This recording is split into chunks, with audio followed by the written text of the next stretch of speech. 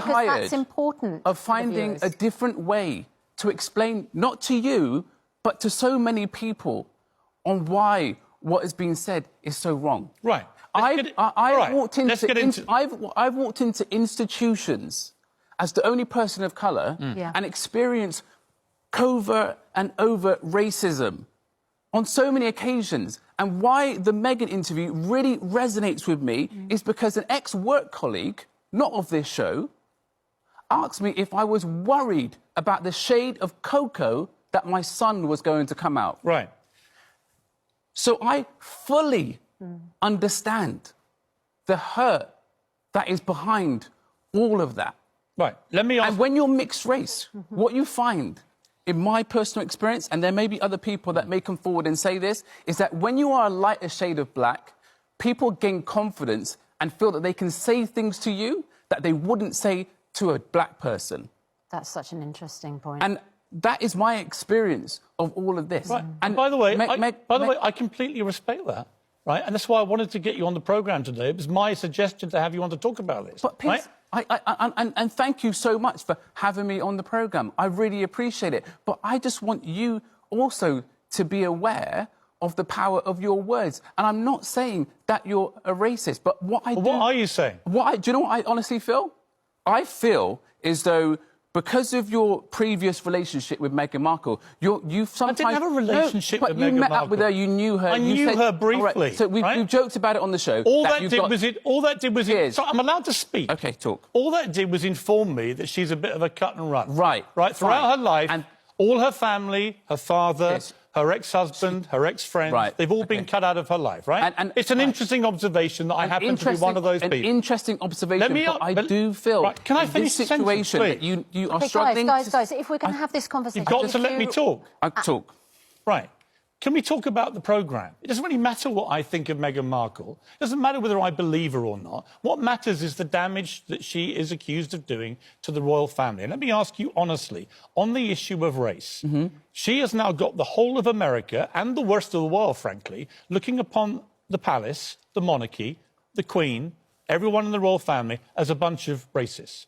And it all comes down to two things that she said in the interview. One is something she didn't hear, but Harry reported back to her, that a senior member of the royal family that wasn't the Queen or Prince Philip, so presumably is either Charles or William, we would hazard a guess, has made a comment to Harry about what colour skin his baby may be if the relationship progresses. OK, but there was concern about the way in which that question was asked. That's my question for you. She said there was concern. Harry didn't say that. And my question for you is this, and it's a straight question I think a lot of people are asking. Because you've been in this position, right? And you've been equally offended. On the receiving end of that question. Is there a qualitative difference between somebody perhaps innocently saying to you, out of interest, if you have one parent is white, one parent is black, you know, what colour could your baby be? Let me finish. What colour could your baby be? Is there a difference between that question phrased in that innocent, perhaps, way, and somebody doing it in a tone that says, well, how dark is your baby going to be? Well, I think, in a derogatory, perhaps racist right, tone. Exactly, and there is a difference. But what we're getting from the interview is that it was said in a negative way. She said that, but he didn't, did he? Listen, stop separating Harry and Meghan. They are a team, quite clearly, a very strong team. And I do believe that she backs him up and he backs her up. Right. So, and like I said, tone and language is everything. But is there a difference? OK, but let me ask you, when it was said to me, the key word was, are you worried? Right. Yeah. Right. OK? But that, to me, is racist. And there's a big difference. That, to me, is racist. But that's what she reports. It is racist. Do you think it's racist? It's a legitimate question many people have asked. Is it racist, do you think, if, for argument's sake, it was William or Charles? Let's not put a name to this person. We don't know. And part of the problem, I know you agree with me about this, it'd be easier if they just said who it was. Right. Right? I'll come to that. But is there a difference? If it was said, perhaps in all innocence, right, and they just said, oh, what colour baby might you have, without any suggestion of it being a concern or a worry if it had darker skin, would that in itself, would just the question be racist?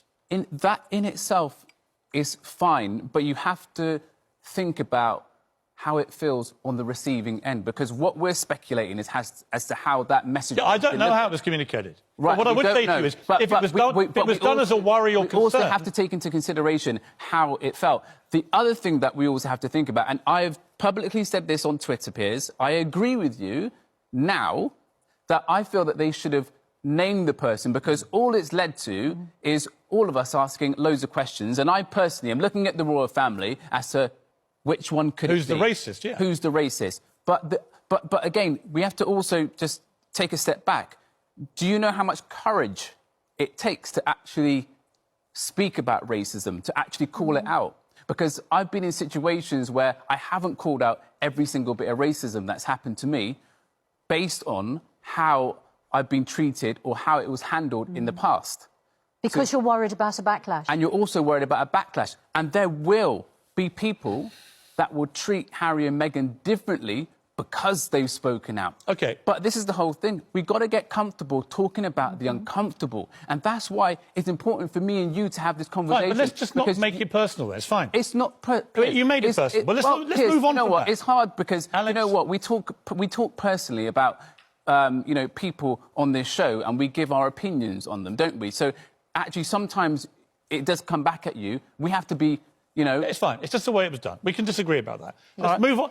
Well, it's fine. I don't think people really care too much about you and me anymore. It's not about me and you, and I'm not here because... Well, let's not talk about me and you then. Let's move on to the second part of their charge of racism.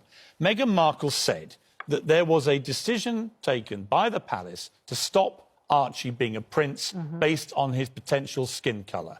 That is completely untrue. That's just not true. Now, the damaging effect of that, plus whatever may have been said to Harry, and we don't know what it was or the context, and we don't know who said it, but it was those two things have detonated, as you know, a racially charged bomb at the palace, which is almost impossible for them to refute, because they don't talk in public about this kind of thing, and people aren't probably going to believe them even if they do now. But that's what concerns me, is that the first part of that allegation, we don't know any of the details or who said it or how they said it, and the second one is completely untrue. Meghan just got it wrong. Archie hasn't been prevented from being a prince because of his skin colour. And that's been now believed by Americans on national television there. And that is damaging. But again, do you know what? It's their lived experience. And no, it's not true. Well, look, Piers, it's their lived experience. And again, this is where the confusion comes in. You know, how do you sometimes identify covert racism? It's actually quite hard because it's not there for But you. Alex, on that one, it's not true. I know, There's no covert racism. But Piers, what you're saying is there are facts. Right. And what Alex is saying is there is an experience and a perception of those facts that you only appreciate when you're in that situation. No, I'm sorry. On that second part, on the first part, I agree. If it turns out, let me make it crystal clear where I stand on this. If it turns out that a senior member of the royal family, a future king perhaps of this country, we don't know who it is. I don't want to cast... The aspersions are being cast because they won't say. But they have eliminated the Queen and Prince Philip. So they've gone halfway, which I think is incredibly unfair on the ones who are left. But say it is a future king that said this in a derogatory way. We can't have a racist king. We can't. So that, to me, would be racism. If it was said derogatory... But the second part of the charge, that Archie has been banned from being a prince because of his skin colour, is just untrue. It's nothing to do with racism. The fact itself on which she's based that claim is not true. Except her perception appears to be that it might have been... Well, it's like me saying the sky's blue outside. My perception is it's raining. You can't muck around with facts. She got the facts wrong on that. It's been demonstrated today in every paper that fact is simply untrue. There's been no discrimination against Archie in terms of being called a prince because of his skin colour, because he's not entitled at the moment to be called a prince. Just the rules of the palace, set 100 years ago. The trouble is she's explaining her experience. Exactly, she's explaining her experience of it. And do you know what? We've not walked in her shoes, so I wouldn't... I don't care what your experience is, if the facts you're basing it on is wrong. You're still entitled to perception. You know, not about facts, you're not. And that's also coming through lived But Alex, experience. on that one, you're not entitled to... I don't care about her feelings if the fact is wrong. What concerns me more is the comment about the colour of the baby's skin. Right. Okay, we all feel passionate about different things. Yeah. Okay, we've not even spoken about the mental health and all of that. We'll come into that. Well, we'll come to that. But it's really important that we have these conversations, because what I've noticed on Twitter, particularly over the last few days, is that this interview and what's happening with the royal family, the ripple effect is huge. Huge. To the point where it's me and you ripple, are on here and Alex, we feel so passionately about it. And it's great. I genuinely feel... And I want to talk about it. And I do feel as though, of course, if we find out who it is, I'm sure, you will be right behind me and I'll be right behind you. Yeah, talking about how wrong it is and how, No question. No question whatsoever. But what I find is that people don't always want to accept that it's a possibility that something like this has happened. And this is the thing with racism, right? Racism isn't always caught on camera. Racism isn't always a black man led on the floor with a white police officer's knee in his neck. Mm-hmm. It comes in all different shapes or forms. What I want to see is the same energy that we had back in the summer right now. Yes, but let me just put a little dampener on this, right? One of the two charges of racism, perhaps the most incendiary, that actually he was being discriminated against, because the Queen decides all the titles. So what she was basically saying is the Queen's a racist who stopped Archie being a prince because of his skin colour. We know that is completely untrue. So I don't know that the Queen's a racist. I would like to think that the Queen is not a racist. Right. I don't think she is a racist. My point is this. Okay, but he's obviously got a difficult relationship. No, but Alex, this is no ordinary family, Piers, because I know. as we heard from the. But Alex, do you yesterday, accept on that point Meghan just got it wrong? Like I said, I am not an expert on royal protocols. Right. I am not an expert. But the experts who are have all said unanimously. They've all said, but again, they've said something different.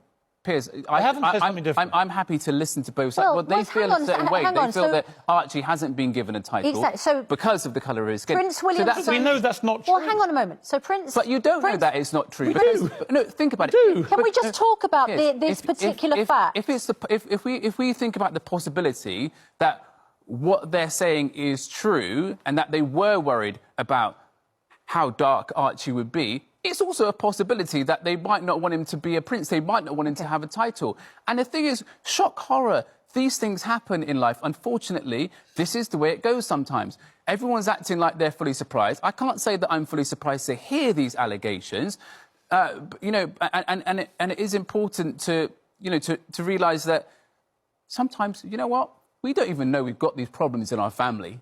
You might have an all-white family, and one day someone of colour walks in. I would love that. And you find out... I know, but... Christian Goddard yesterday said to me, wait until one of your sons marries a black woman. I was like, I would love that. And do you know what, Piers? I wouldn't be surprised if one of your sons brought home a woman of colour. And what part of your knowledge of me would think I wouldn't embrace and welcome? Piers, but the thing is, I'm not saying...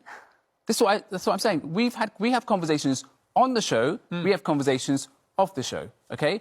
And I don't feel that you are a racist. I'm sorry. And if people say to me, Piers Morgan, I will 100% say... I don't have a racist bone in my body. But because I'm judging you on my experience of you, and my experience of you is not that. Right. OK. But that's why I just feel as though the stance that you were taking on it yesterday was so strong. I just feel that it was slightly clouded by the fact that you've had an experience with her, and actually what this is really about is the fact that you don't like Meghan Markle, and that's OK. And you know what? And it's OK that Meghan Markle might not be perfect. All that did... It's OK that she might be a little bit difficult. I did not know her that well.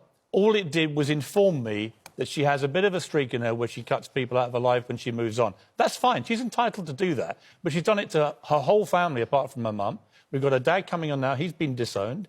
She's got a track record of it, which I just personally... Welcome to C News, the home of real talk and honest opinions about today's biggest stories. If you're tired of the noise and want a fresh perspective on the most talked about topics, you're in the right place. Today, we're diving into the explosive clash between Piers Morgan and Alex over, you guessed it, Prince Harry and Meghan Markle. This fiery debate has the internet buzzing, and we're here to break it all down for you. Now, before we get into the juicy details, here's the deal. If you love straight-talking analysis, entertaining debates, and coverage of stories that truly matter, hit that subscribe button right now. Don't forget to like this video because it helps us bring more of the content you love straight to your feed. And hey, we don't just want to share our opinions, we want to hear from you. Drop a comment below and tell us whose side you're on in the Piers versus Alex showdown. Are you Team Alex for calling out hypocrisy, or do you think Piers has a point? Also, share this video with your friends and family so they can weigh in too. Let's keep the conversation going because your voice matters here at C News. So sit tight, grab your popcorn, and let's get into this heated debate that's got everyone talking. Remember, you're watching C News, where facts meet flair and every story gets the spotlight it deserves. Piers Morgan vs Alex, the ultimate Harry and Meghan debate explodes. Things got heated when Piers Morgan and Alex went head-to-head over Prince Harry and Meghan Markle. Alex didn't hold back, standing firm against Piers' relentless criticism. Was Piers out of line, or did Alex finally put him in his place? Watch the fiery exchange and let us know whose side you're on. This was the debate we didn't know we needed. Piers Morgan, as usual, was quick to bash Harry and Meghan, labeling them as the ultimate victims and accusing them of profiting from their sob story. But Alex brought the fire. Alex called out Piers for his personal obsession with Meghan and pointed out the hypocrisy in Piers criticizing them for using the media when he's been milking their story for years. Alex's argument was clear: Harry and Meghan have the right to tell their side, just like everyone else. The best moment. When Alex asked, "Why are you so bothered by people you claim to not care about?" Piers had no real answer, just more bluster. Alex's calm yet firm demeanor completely outshone Piers' over-the-top ranting. In the end, Alex's points hit harder because they weren't clouded by personal vendettas. Piers came off as petty, while Alex stood for fairness and perspective. What did you think? Who came out on top in this explosive clash? Let's discuss in the comments.